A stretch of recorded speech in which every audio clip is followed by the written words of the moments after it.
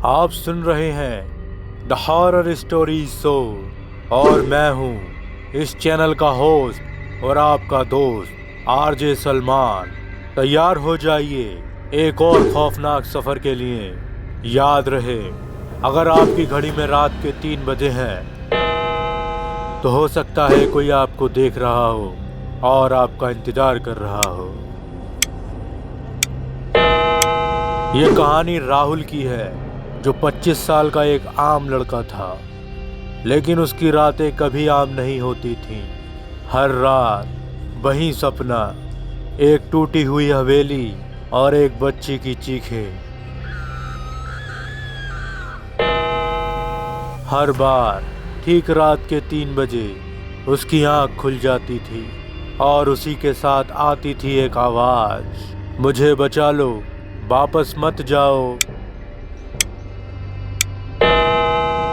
काफ़ी दिन से ये सपना देखने के बाद अब राहुल को यकीन हो चला था कि ये सपना नहीं बल्कि कोई इशारा है।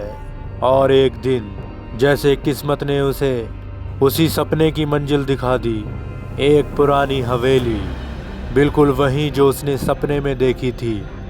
गांव वालों ने उसे हवेली में जाने से रोका और चेतावनी दी कि रात के 3 बजे वहाँ कोई नहीं जाता, जो जाता है वह कभी वापस लौट कर नहीं आता। लेकिन राहुल मानने वालों में से नहीं था।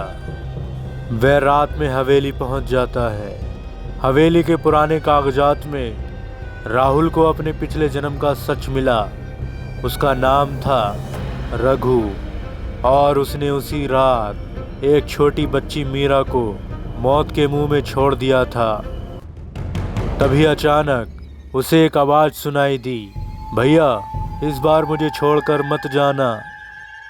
कुछ ही देर के बाद घड़ी में रात के 3 बज गए। दरवाजे खुद खुल गए।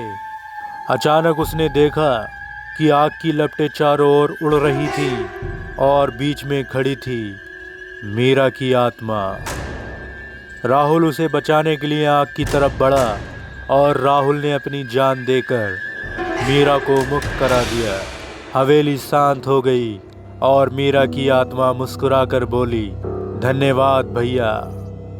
अगली सुबह गांव वालों को राहुल का कभी कहीं कोई पता नहीं चला और कहते हैं कि अब रात के समय हवेली से बच्चों की चीखें नहीं बल्कि किसी मर्द की चीखें आती थीं, हर रात ठीक 3 बजे।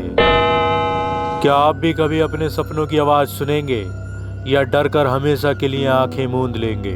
आप सुन रहे थे द हॉरर स्टोरी शो और मैं था आपका दोस्त और इस चैनल का होस्ट आरजे सलमान। अगली बार फिर मिलेंगे एक नई डरावनी कहानी के साथ। तब तक खिड़कियां बंद रखिए और रात के 3 बजे अकेले मत निकलिएगा।